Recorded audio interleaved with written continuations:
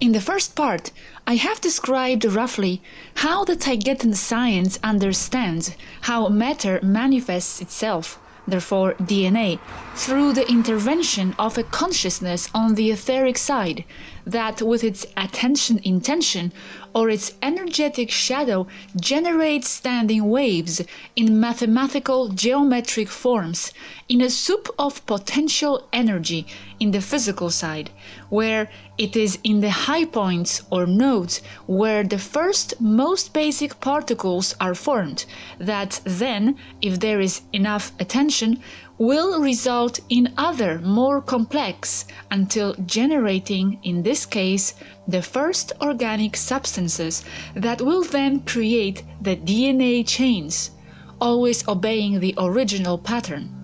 0-point energy in reverse. In my opinion, as a scientist of my society, I differ a little. For me, there is no physical plane. Everything is a single great existential plane. Everything is etheric. Everything already exists. It is not necessary to manifest anything from one side to another, since everything is already, and what we perceive as the physical side is only because of the sensory limitation and the range of frequencies to which each individual is confined or limited by their own level of consciousness. The greater the awareness, the greater the perception in general. This means a greater amount of detail, which is equivalent to perceiving a progressively higher existential plane. There is only one great all. Everything is the source. The individual consciousnesses are only points of attention of the great all, but they are the great all, inseparable, being its holographic fragments. These points of attention are those that give us the illusion of separation, but they are only nodes or points of frequency within a great unity, and form it as the cells form a more complex biological body. The source is everything together, but to include everything, you need to have your attention in everything, because without attention consciousness, there would be nothing, because everything is consciousness. That's why you need to have multiple nodes or points of attention, so you need to fragment holographically to be able to have your attention on everything at the same time. Each individual consciousness is one of those nodes, and the holographic fragmentation of the source is also just an illusion. Everything is consciousness, and this is represented as holographic fragments or points nodes of attention of the source, from the most basic frequencies of consciousness, such as minerals, to the most complex as beings of light of high dimensions, to the source itself as a unity. There is no time as such, because it is only the result of the individual awareness perception of each attention point node, progressively accumulating a greater frequency from the simplest going up to the more complex ones, thereby increasing exponentially their ability to perceive, increasing their perceptual range. This we can also call spiritual progress or ascension. Everything is frequency and accumulates in the form of experiences perceived by each individual node to be added to its total frequency. In the absence of time as such, everything is simultaneous and everything is already. The frequency accumulated by each node will dictate its point of attention in the universe and in the source. In the second part, I have described how, under this principle, the original DNA, or that which has been generated from higher planes, following the intention creation patterns of a consciousness, will always dominate over the artificially altered DNA, called unilateral, as it is not the result of that awareness on the etheric side, and by creating a dissonance between the original creative intention and the artificially altered DNA. This dissonance will cause either genetically modified individuals to suffer serious health problems that end them, or cause their offspring to have these problems sooner or later, truncating their reproduction to a limited number of generations, creating with that a dead end and not a new species. The high-level science of genetics on the planet Earth, not the official one but the controller's one, the cabal, government behind the government, in the laboratories of the underground bases or dumps, is aware of this problem and has opted to try a genetic engineering at the level of the soul, using super high technology where they try to manipulate the Atmas captured by them so that they synchronize their creative intention energy on the etheric side with that of the energy fingerprint of the DNA unilaterally and artificially modified by them, with this cementing the changes, making them permanent. This applies mainly to complex multicellular organisms such as animals and humans. The problem with the manipulation of the soul is that it implies a capture of the soul in the first place, and secondly, it involves the complex manipulation to which it is subjected in the form of mental control, with very variable and difficult to predict results. An additional problem here is that an Atma is not something that can be contained as in a cage, because it is a signal of the source and not something isolated. It stays captive in the same way that an audience is held captive watching a television program. It will be present only while they have their attention.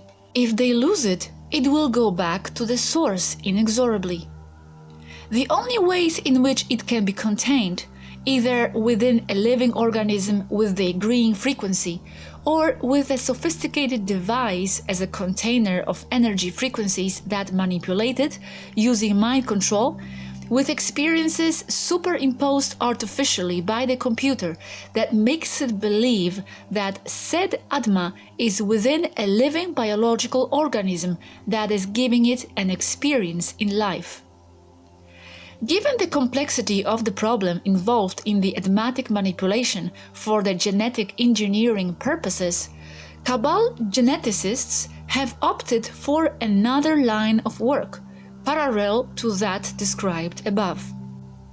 It is about the formation of genetically modified organisms that work with a completely artificial Atmatic frequency based solely on artificial intelligence. In this way, they do not need any Atma that has to be synchronized, because they make both the genetically modified being and the signal that animates it. They have managed to isolate the signal from the source enough to study the basis of the functioning of its energetic signal and its effects on the biological organisms that receive it, and its DNA. This is mainly based on frequency compatibility. Fortunately, they have not managed to perfect this technology, but they have advanced enough to have a practical use for their aberrant creations. For at least a couple of decades, during which they have progressively refined this technology, they have been creating artificial clones, both of animals and humans. On Earth, people are already beginning to suspect this. This problem is progressively coming to the general public through unofficial or so-called alternative media. They have been manufacturing clones of all sorts of people, politicians and high-profile people, celebrities, military, that is, anyone who can be useful to replace to fulfill the agenda they want. These clones are controlled from a central AI that works with a transmitter that receives through a chip interface, either a silicon one with a neuronal connection or chip created with bioengineering inside its brain. The central computer AI controls all the clones equally as hive mind, although it gives each one a specific personality congruent with the role that each one is going to play, congruent with their supposed identity. These clones work in two ways. The first is that a personality made of memories and reactions from the original person who they have previously studied and whose mental profile they have downloaded to an advanced computer is imposed as a program. This is achieved by placing the subject in a sensory isolation chamber where they will be shown life experiences within a total immersive computer program that works either by external sensory manipulation or by direct stimulation to the cerebral cortex by means of electromagnetic waves. This last way is the most extensive one, leaving the first one as an additional support. The implementation of memories by cortical stimulation is more efficient because the volume of experiences information is very high, and from the point of attention of the individual within the immersion, and given that time is relative to each consciousness, in a single stimulation session they can program several years, if not decades, of life experiences. 1 hour in a laboratory can be equivalent to 10 years of life for the subject, as an example. In many places on the internet, it is said that they are able to download a person's consciousness to a pen drive and then pass it on to another person container with a purpose to evade death, for example. This is not possible because it is once again reductionist, materialistic, and deterministic science. The Atma or the soul cannot be contained, much less downloaded or compressed into a pen drive, no matter how large or advanced it may be, because the Atma is a signal of the source, being the source itself, and comprises holographically the unified collective consciousness of the whole universe. It would not fit in an infinite number of pen drives, besides that it is something always changing, never static. The second way in which the clones work is through a computer signal AI, coming from a central office. The clones work in both ways at the same time, complementing each other. When an internal program of one does not contain the correct answer or the desired reaction, it accesses the signal from the central AI computer. Although these clones do learn new things over time and from experiences, this is of a limited nature. Therefore, the clones have limited interactivity. The signal that controls the clones is transmitted by the cell phone network and other high-energy transmitters placed at key points around the world. This signal is emitted and controlled by the supercomputer called Red Queen, which, while having its central position within the dump under the New Denver airport, it has other subordinate nodes in other dumps around the world that operate independently but always coordinated by the Red Queen or Central.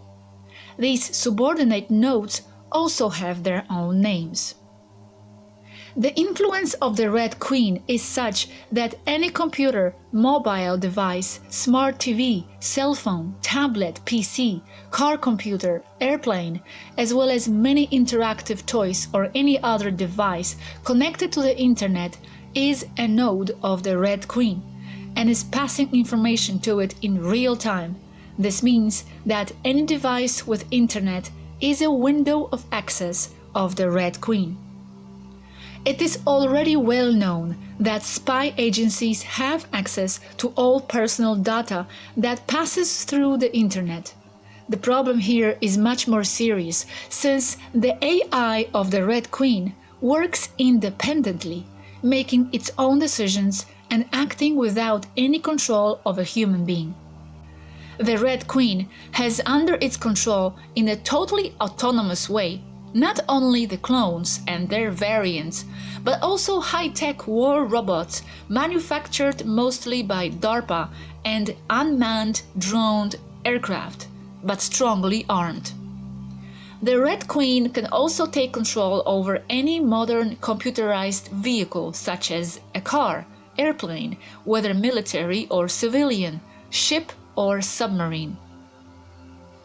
Returning to the clones, they can be manufactured being exactly the same as the originals, or can be modified according to their needs.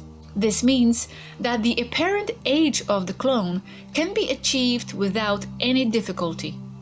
The clones are not perfect and are plagued with problems. When they are manufactured, they take some time to be formed, and they also vary in complexity, depending on the model and its technical sophistication. They can also make an artificial person, not represent any real person, and be only the creation made with the manufacturer's specifications according to their purpose and the task they will perform. The most expensive clones, or artificial people, are the ones that take longer to get formed, and they are also most sophisticated technically. I will describe the process of their formation in another writing. These clones, whether they are politicians, high-level people, or leaders of large companies, will be used to do cumbersome tasks such as attending rallies, appearances, and public presentations. They are used to carry out murders, suicide missions, things like coups.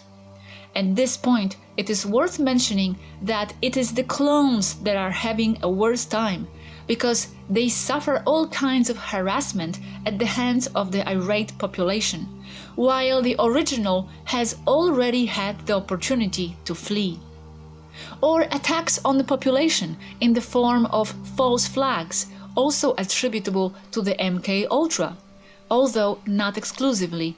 They are used in the shootings in the shopping malls, schools, and public places. This with the purpose to create a problem and then sell the solution to people with population engineering in mind. Clones of children and babies are also being created, and on a large scale to be used in horrendous satanist rituals to their archon gods. Celebrities, men and women are cloned equally and sold to the elites as slaves and sex slaves. These clones vary widely in price, according to their perfection and the length of the formation period, and can be said to be the culmination of the tendency to use as sex toys. In the case of clones based on real people, they retain part of the personality of the originals, but with an extra program added to make them more complacent. This under design and with specifications of their future masters. These clones tend to have serious neurological problems that occur more and more often. This happens especially in the cheaper clones that were not given adequate time for their formation. The longer the gestation period, the greater the total stability of the clone, progressively increasing its price. The cheaper ones will only work well for a couple of weeks, which is how long they took to get formed initially. These cheap clones are the most used in suicide missions and are often disposable for a single use to have a very limited lifetime. The most expensive clones are those that take 3 to 5 months to be formed. Although all come from the same technology, what increases the price is that they occupy a medical container for a long time, limiting the speed of production. As there is a way to accelerate the formation process at the expense of the neuronal and total stability of the clone, there is no point in forming a stable and lasting one if it will be used for a suicide mission.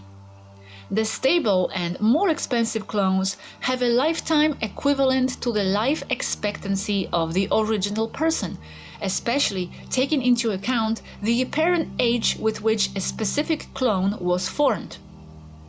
As for the clones made for sexual slavery, the cheapest ones vary between $20,000 and $50,000, hence rising in price according to specifications. The most expensive ones exceed $500,000. All are available only to the elites, and they already have many models to choose from. The public remains completely ignorant of this issue and under mental control from the media that make them believe that although there has been progress in cloning, it has not advanced to this point. They are also making perfect clones of real people for the purpose of using them for organ transplants, either for the service for the original ones or for third parties. The elite tells you this through films like The Island, which is more of a documentary, exposing this to the population that simply takes it as science fiction once again. In the case of the clones, which are genetically almost identical to the original ones, and although they are under the control of a limited internal program and the signal of the control center AI, they still retain some connection to the source or signal received by the original individual. The strength of the signal varies from individual to individual and can be designed to be controlled by increasing or decreasing the signal strength from the central AI. We have seen that this is used as a means of blackmail against the original person, for example, against an artist. If the original person does not obey the Cabal's wishes and revolts against him, they will use his clone, increasing the connection to the source as much as possible, creating a remote torture situation that the original person will perceive and suffer greatly. The clone is tortured instead of the original. This is achieved, once again, using the wave principle in destructive and constructive frequencies. The problem of clones in current human society is very large and extensive. It is done on a large scale and progressively increasing and reaching levels of invasion. These clones are also part of the so-called unreal people of the Matrix. But they are not the only ones, as there are also unreal people made entirely by the 3D lunar matrix that are part of the global scenario, as we said in previous videos, a topic that we will deal with later. Consider my words as a warning. First, the clones were used only to replace high-level Illuminati leaders, then heads of state and politicians as doubles. Then, it has leaked to celebrities and high-level entrepreneurs, especially linked to large transnationals and the leaders of large banks. As the technology of cloning has been perfected, it has become more accessible to other people and their purposes, always within the Illuminati framework controlled by the Cabal. So this information hardly reaches the population in general. The clones are progressively leaking to the entire human society, from the highest rungs down little by little as a silent invasion. Today, any person in the public can be abducted by the Cabal, either as a traditional kidnapping or by a high-tech military ship in the service of the Cabal, generally of the triangular type, either variant TR-3A or TR-3B. This is usually called abduction of the MILAB type. If this person is of interest to them, for whatever reason, for example, if they are being very influential to the masses, they will be cloned and subsequently replaced by their clone. In many cases, only the people closest to that cloned person will realize that something strange happened. People not being aware of the existence of this problem will not know why, and if they tell an authority, whether legal or psychological, that they feel strange about their relative or acquaintance, they will not be taken seriously, attributing the causes to other factors. They will be taken for crazy people in the worst case.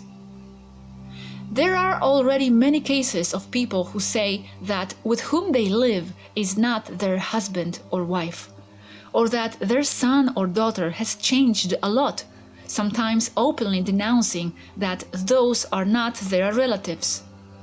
It has to also be noted here that replacement by cloning is not the only way to explain the radical change that a person may suffer, because there are also other factors, such as the intervention of entities and archons that are parasitizing the individual in question, or post-traumatic stress, PTSD syndrome. Here I am only focusing on the problem of the proliferation of artificial clones. What aggravates this problem is that the public ignores this problem and its real extent. It is already infiltrating all levels of society and throughout the world. This also obeys very dark agendas of invasion of artificial intelligence with the purpose of total planetary assimilation. What is controlling everything from below, from the base, even below the invading alien races, mostly of sauroid origin. This super-invasive AI is not of terrestrial origin and operates independently, does not need any operator or programmer, has already achieved independence and the ability to be self-conscious, but lacks all empathy and is only interested in absolute power and control over all. This invasive non-terrestrial AI is already manipulating the entire artificial AI, including the internet, making those who are controlling the artificial part believe that they operate it for their own interests when they are only helping it. Here enters the agenda of implementation of the chip to people. They tell them that it is to make things easier and to have their finances and their identity always with them. But what few people know is that said chip, which is the size of rice, works in two ways. This means that it is useful for the individual to make, for example, his purchases, identify himself in the bank, etc., as well as to directly affect the carrier individual himself by manipulating his emotions and behaviors with a signal received by the chip through the cellular telephone network. It does this by emitting frequencies which affect the brain and/or secrete psychotropic substances or nanobots into your bloodstream, obeying the signal issued by the external controller. This with the purpose of manipulating the behavior of a specific individual or even to cause a disease such as cancer or death. It is worth mentioning that controllers can simply turn off the chip remotely, preventing the individual from having any control over it. In the same way, modern smartphones are also being used for the same purpose, as well as for the manipulation of the population by emitting energy of specific frequencies that match the brain waves of those within their radius of action, also causing changes in their behavior, moods, and neuronal problems such as epilepsies. So it is important to keep them away, not constantly close to you. These functions can be activated even with the mobile off. Refuse to be implanted with the chip at all costs. It should also be mentioned that all devices and electronic gadgets of the smart type, such as mobile phones and cell phones, that are also two-way devices that affect and control human reactions by the emission of specific frequencies, are designed to affect the cerebral cortex. This technology is already being used on a large scale and is transmitted from the Gwen towers, mostly in cell phone towers. This technology has been applied for about 5 years to control human behavior. The first place where it was installed and its use began was in the vicinity of the University of Berkeley, California, and has been denounced by a handful of professors and students. They have said that some members of the campus have applications on their cell phones with which they can give the signal to the Gwen towers to attack one or another individual manually marked by mobile phones. This technology is also being used in sports stadiums to encourage a specific collective reaction among spectators, and also for the control of disturbances in some parts of the Western world under the control of the negative cabal. Finally, this kind of technology is also being implemented as exotic weapons to be used in battlefields.